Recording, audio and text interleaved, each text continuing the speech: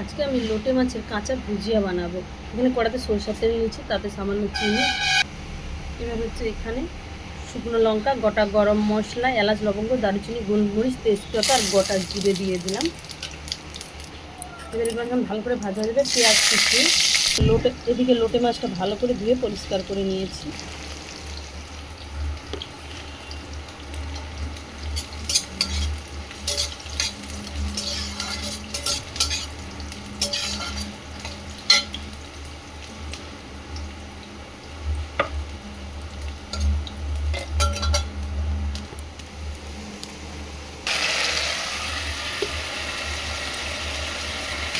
এবার এখানে হলুদ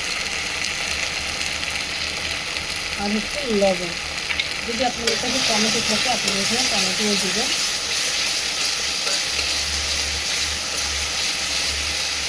এবার একটু মশলা ধুয়ে রাখা জল দিয়ে দিচ্ছি।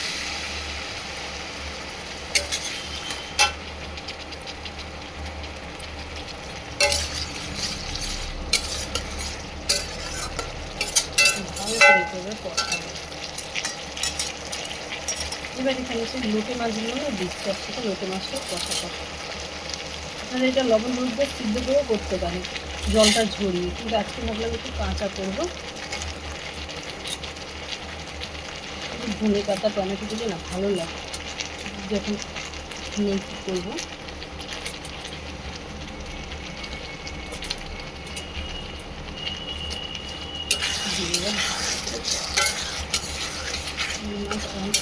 একদম নরম,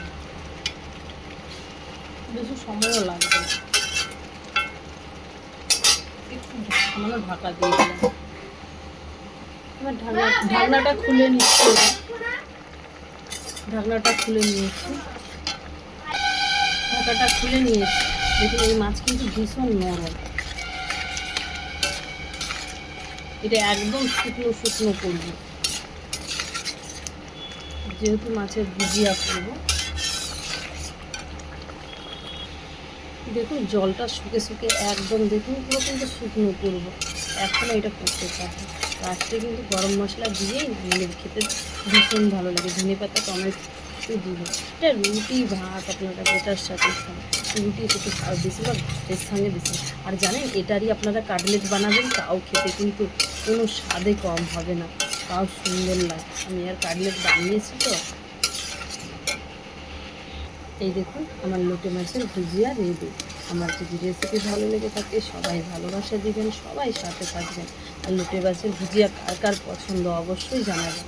আমি আর একটু টানবো আপনারা সবাই। আমি তো তেলটা কম দিয়েছি, এসব মাছের তেল দিলে ভালো হয়। আমি কাঁচা লঙ্কা দিয়ে রান্নাটা করছি। এই যে লোটে মাছের ভুজিয়াটা আমার হয়ে গিয়েছে। আমার যদি রেসিপি ভালো লেগে থাকে সবাই ভালোবাসা দিবেন, সবাই সাথে থাকবেন। নমস্কার।